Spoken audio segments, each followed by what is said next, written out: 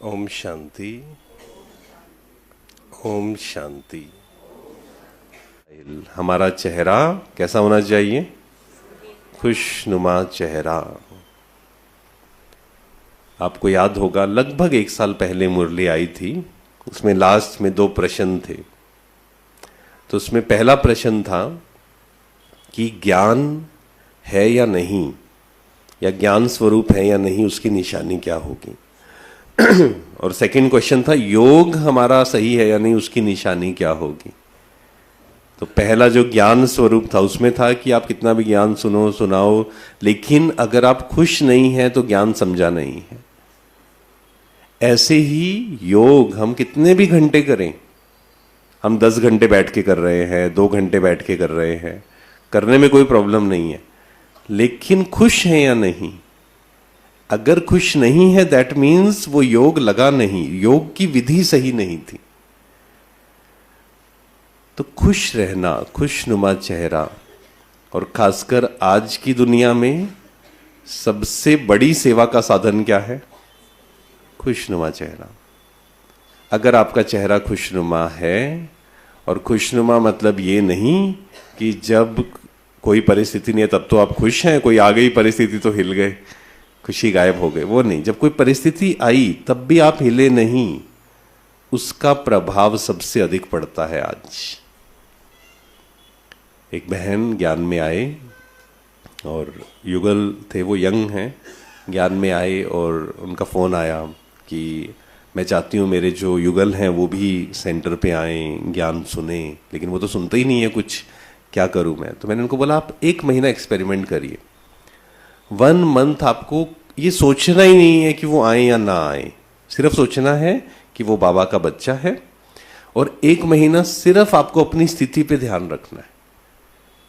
मान लीजिए वो गुस्सा भी कर रहा है व्यक्ति, आपको शांत रहना है, खुश रहना है, पॉजिटिव रहना है, कोई भी सिचुएशन आएगी चिंता नहीं करनी है, सिर्फ 1 महीना आपको अपने पे पुरुषार्थ करना है। और उनको कभी नहीं बोलना है कि आप चलो, कभी 1 आधी बार बोल दिया, ज़्यादा बार नहीं, ठीक है। करना शुरू किया तो लगभग 1 महीने से पहले ही उनका फ़ोन आया, तो उन्होंने कहा कि आज तो कुछ मिरेकल हो गया, बाबा ने मिरेकल किया। तो मैंने बोला क्या हुआ?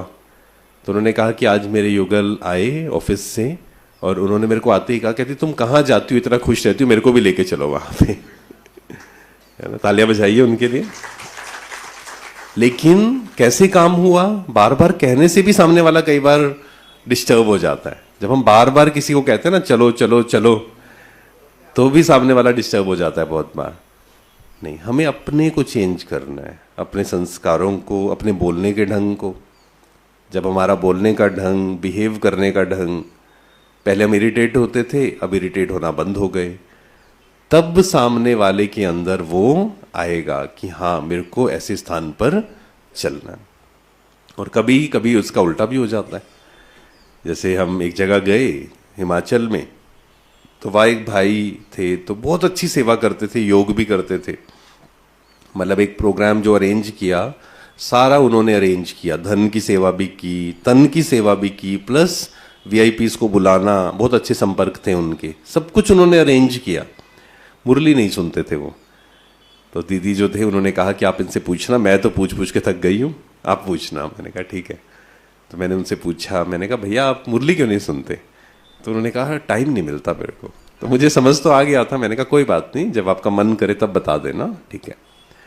तो हम 7 दिन वहाँ पे थे, तो तीसरा या चौथा दिन था, तो उन्होंने कहा, हम घूम रहे थे, वहाँ एक लेक थी, वहाँ घूम रहे थे, तो उन्होंने कहा कि आपने ना मेरे से एक प्रश्न पूछा था, मैं उसका उत्तर बताऊं? मैंने कहा बताइए, क्यों नहीं जाते हैं मुरली? तो उन्होंने कहा कि एक्चुअल में मेरी जो युगल है वो रोज़ सेंटर जाती है, और मेरे को वो रोज़ बोलती है मुरली सुनो आपको शांति मिलेगी, रोज़ बोलती है। कहते लेकिन जिस दिन उसको शांति मिल गई ना, उस दिन मैं मुरली सुनना शुरू कर दूंगा।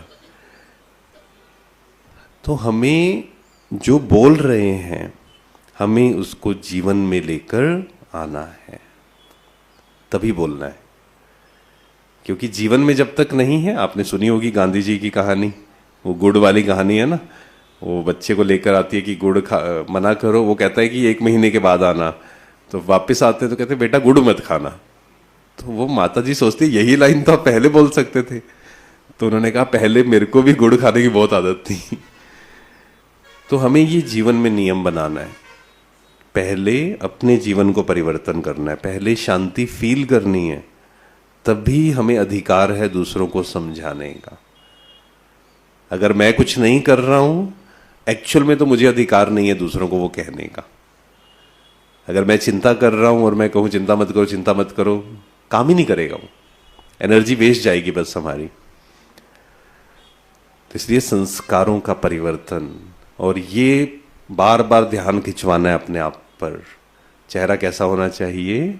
मुस्कुराता हुआ चेहरा, हर्षित मुख चेहरा, चलते फिरते अपने देव स्वरूप में रहना। ये भी योग ही है। योग बाबा को याद करना, ज्ञान को याद करना मतलब बाबा को याद करना, दोनों कनेक्टेड है। जब हम अपने देव स्वरूप को याद कर रहे हैं, वो भी बाबा की याद ही है, क्योंकि बाबा नहीं तो वो हमें कहा है ना, बाबा को याद करो या देव स्वरूप को याद करो, पांच स्वरूप का अभ्यास करो, वो भी बाबा की याद ही है। क्योंकि बाबा को अलग अलग स्वरूप में हमें याद करना है, बाप, टीचर, सदगुरु, दोस्त, पति, साजन, है ना, सब स्वरूप में। तो टीचर रूप में बाबा को याद करने का मतलब यही है। बाबा को टीचर रूप में याद करने का मतलब बाबा की जो शिक्षाएं हैं, जब हम उसको सुनते हैं, मुरली सुन रहे हैं एकाग्र होकर, वो भी बाबा की याद है। उसके बाद मुरली को फिर से स्टडी कर रहे हैं एकाग्र होकर, वो भी बाबा की याद है। रिवाइज मुरली में से कुछ अच्छा पॉइंट लगा, उस पर चिंतन कर रहे हैं। सेवा करते हुए साथ में वो चिंतन कर रहे हैं। गाड़ी चलाते हुए, खाना बनाते हुए, जो भी करते हुए अगर हम स्वमान का अभ्यास करते हैं, मुरली का चिंतन करते हैं, वो भी बाबा की याद ही है टीचर रूप में। सदगुरु रूप में याद करने का मतलब क्या है बाबा को? टीचर रूप में तो समझ आया, सदगुरु रूप में, गुरु के रूप में, हाँ, बाबा की श्रीमत पे जब चल रहे हैं वो भी है, प्लस बाबा से वरदान लेना। कुछ चीजें मेहनत करके हम प्राप्त करते हैं, कुछ चीजें वरदान में हमें मिलती हैं। मेहनत से बहुत समय लग जाता है, वरदान में क्या होता है? जल्दी हो जाता है। तो बाबा से वरदान लेने हैं रोज। बाबा के पास बैठिए, बाबा के रूम में बैठिए, वरदान लीजिए। बाबा का वरदानी हाथ मेरे सिर पे है। सोचो साकार में बाबा ने आपके सिर पे हाथ रखा हुआ है, कैसा फीलिंग आएगी? करंट फील होगा या नहीं होगा? वो फील करना है हमें, साकार में जैसे बाबा आपके सिर पे हाथ रख के और वरदान दे रहे हैं, पवित्र भव, संतुष्ट मणि भव। जो भी चेंज करना है हमें अपने अंदर, 1 महीने का लक्ष्य बनाइए कि 1 मंथ मुझे ये वरदान लेना है बार बार, और आप देखेंगे वो संस्कार एक्चुअल में परिवर्तन होना शुरू हो जाएगा।